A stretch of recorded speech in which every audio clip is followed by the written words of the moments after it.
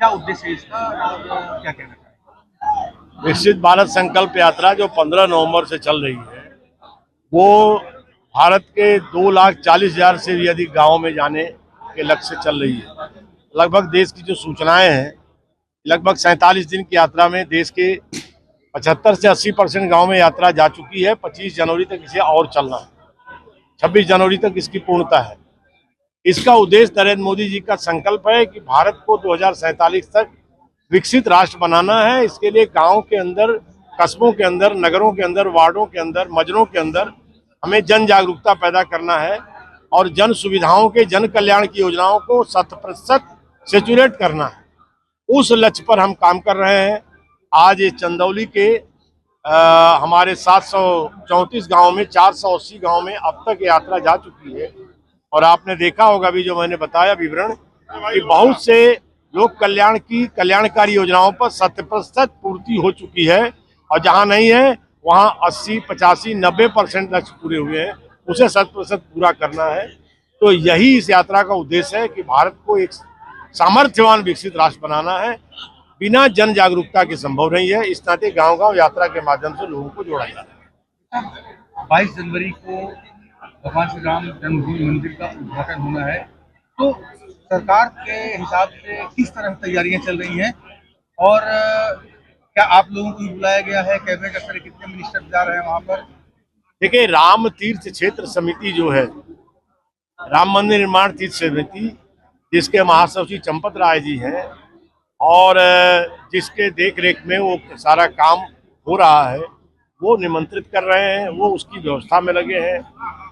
राज्य सरकार का, केंद्र का, उसमें उनकी व्यवस्था में जो जो योगदान करना है उसे किया जा रहा है।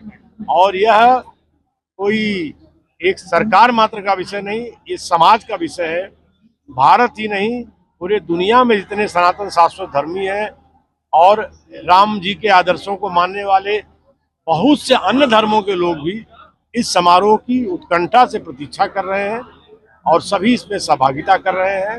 ये अपने आप में, ये ऐसे मौके सदियों में कभी कभी आते हैं, युगों में कभी कभी आते हैं, जो एक युगांतरकारी काम 22 जनवरी को अयोध्या में श्री रामलला के प्राण प्रतिष्ठा समारोह से संपन्न हो रहा है। जिस तरह से इस पर पॉलिटिक्स हो रही है, खास करके निमंत्रण को लेकर के, अखिलेश कह रहे हैं कि भगवान बुलाएंगे तब जाएंगे, जिस तरह से पॉलिटिक्स हो रही है उस पर क्या प्रतिक्रिया है? देखिए, जो भी पॉलिटिक्स कर रहे हैं, मेरा उनको भी सलाह है कि यह पॉलिटिक्स का विषय नहीं है, ये श्रद्धा का विषय है। सरकारों का बनना आना ये सब अलग विषय है, लेकिन 560 वर्षों का संघर्ष हुआ।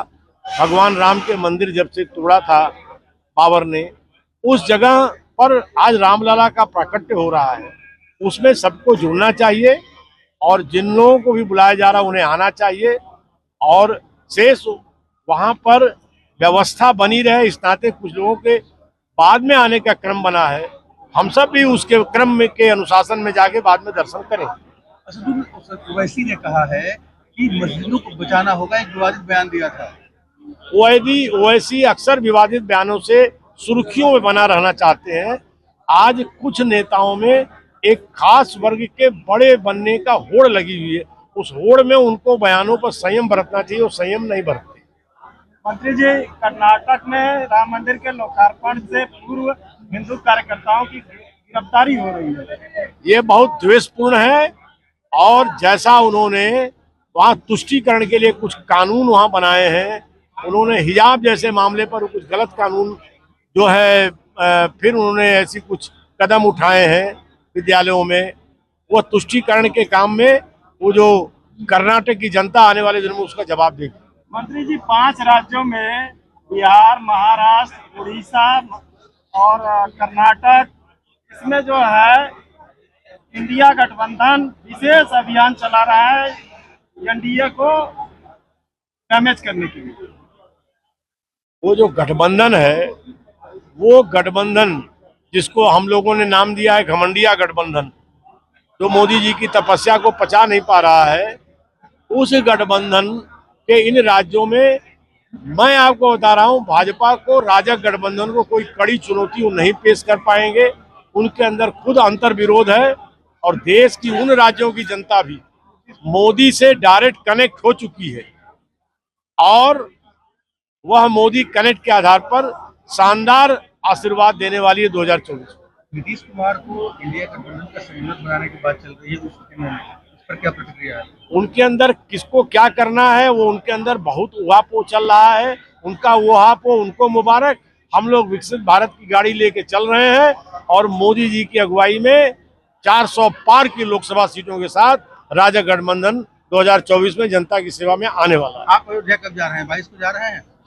जो संगठन का जो विचार विमर्श हुआ है कि हम सब इस बार अभी अपने अपने गांव के घरों के मंदिरों में पूजन करेंगे, कीर्तन करेंगे, भजन करेंगे, अपने घरों पर दिया जलाएंगे और जब क्रम बनेगा जाने का ताकि वहां व्यवस्था बनी रहे तो दर्शन करने जाएंगे। जो सर मंत्री हैं, कैबिनेट के मंत्री हैं और सांसद हैं, उनको किस तरह के निर्देश हैं राम मंदिर में जाने को लेकर?